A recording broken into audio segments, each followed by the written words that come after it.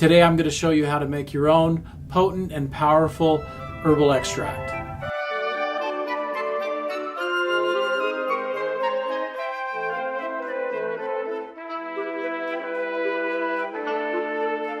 Hi, I'm Dr. Christensen and welcome to my kitchen. Actually, the kitchen in my new office. And what I'm going to show you today, as we talked about in the previous video, is how to make our immune syrup. We talked about the 6 different herbs that we use: the Echinacea angustifolia, the Echinacea purpurea, cat's claw, Podiarco, eleuthero, and cinnamon.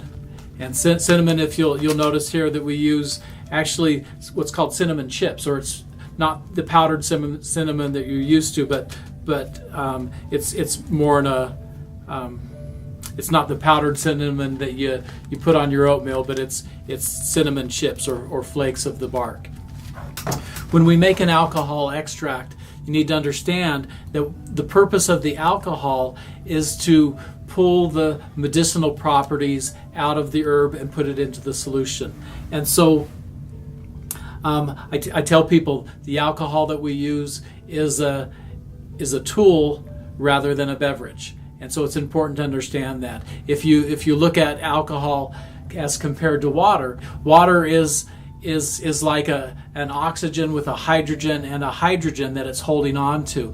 An alcohol is an oxygen and a hydrogen, and it's got this open hand looking for something to grab onto. And so when we use alcohol as an extractor, it will grab onto the medicinal properties within the herb itself and pull those into the solution. Alcohol can do this like nothing else that we have, easy accessibility. I'm sure there's some crazy toxic chemicals that can do it better, but the alcohol works very well for this purpose. And so we use just cheap vodka. You go into the grocery store if you buy your alcohol there, or into the liquor store here in Utah. The liquor stores are all state-run liquor stores, and so you can't buy your spirits or your alcohol except in one of those stores. And so we use the inexpensive stuff. We don't care so much about the taste. We're interested in the chemical properties that the alcohol offers. About 40% alcohol or 80 proof is what we would use. That is good for extracting things from a root. If you're using leafy herbs only, you could use a lower concentration of alcohol, 20-25%. But as a general purpose alcohol for extracting the medicinal properties out of the herbs, the 40% vodka works really well. When we make this formula, and if you purchase this formula from us, what you'll be getting is all of the herbs individually packaged. The company that we really like using is Mountain Rose Herbs. And so those are the ones we use. The recipe, as you'll see, is 8 ounces of the Echinacea angustifolia, 4 ounces of the Echinacea purpurea, and 1 ounce each of the other. You'll notice that the cat's claw seems to be much bigger than the Podiarco or even the cinnamon. They're both 1 ounces, but the fluffiness of the herb, or the lightness, will make this look bigger. But volume-wise, that's what we're interested in. So this is not a volume measurement; it's a weight measurement. And so to make this, simply we open each of these bags, we pour it into the bowl, and then we mix. And I've mixed some of this previously, and you can see here that we've got an even mixture or distribution of each of these herbs. Does it need to be super precise? Not really, because what we're going to be doing is we're going to be blending it all together at the very end. You'll end up with 5 cups of herbs. And so for most people, they're going to use 1 cup per quart of extract that they're going to be making. Now, if you happen to have a larger bottle, a 2-quart bottle, you can use that. But the ratio that we use is 1 cup of dry herb will make a 4-to-1 ratio of finished herbal product. And so to do this, I've got 1 cup of herb here, and what I'm going to do is I'm going to put it in the blender, and then we're going to add alcohol. And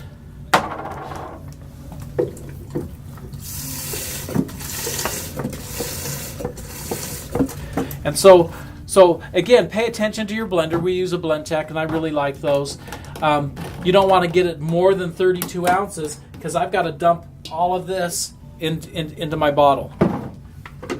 When blending, I tell people, hand always on top. We've had too many explode when people don't do that. And so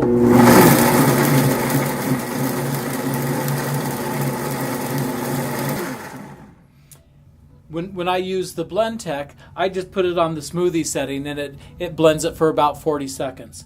But the goal is to blend it not till it's into powder, but just sufficiently so that we increase the surface area, and then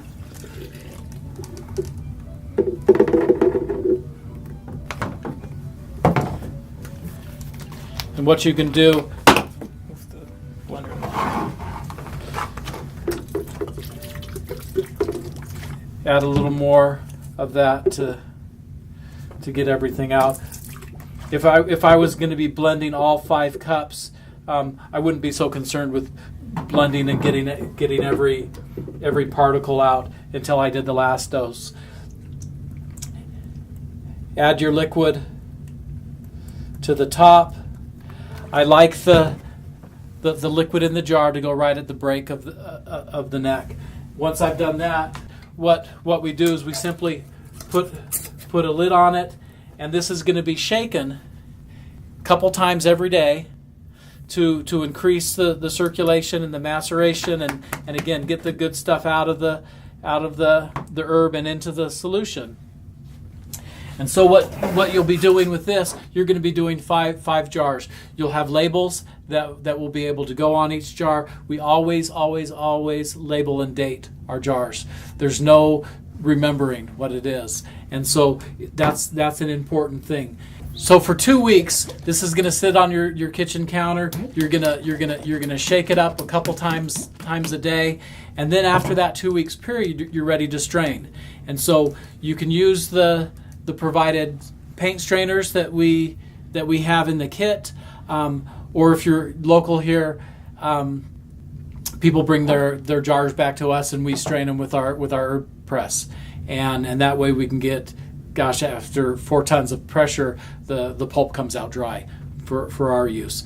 But after you've got your liquid, the final stage is we add maple syrup, and so we use an organic maple syrup grade A, and with this formula here, you're going to make pretty close to 1.5 gallons.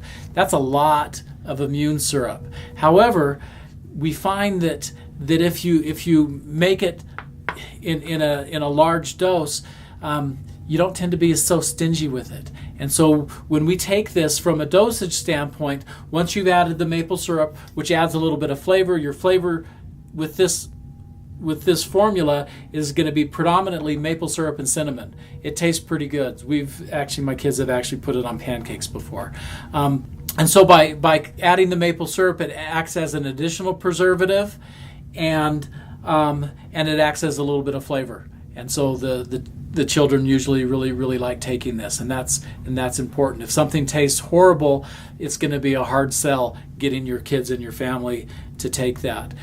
Dosage wise, often what we'll do is 2 to 3 dropperfuls a couple times a day, or up to a half a teaspoon. So in a severe instance, for example, let's say you did get bit by that rattlesnake, how often are you going to take this? I'm going to take a half a teaspoon probably every 20 minutes until the symptoms start to to subside. So in a severe instance, you can take a lot of it. Now, just a word of caution: if you get bit by a rattlesnake, you go to the emergency room, you dial 911, you take care of the issue.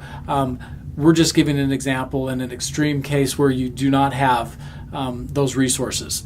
And so I encourage you, give this a try. It's a great formula. You'll be making literally about 1.5 gallons of this, which is a lot, enough to share with your friends and family and to keep for a long time. When you're preserved with the alcohol, its shelf life, we can't say that it's indefinite, but it's good for 20 to 30 years plus. Again, if you keep it stored in a cool, dark place. We're excited about this formula. Again, it's helped so many people for so many years, and so give it a try.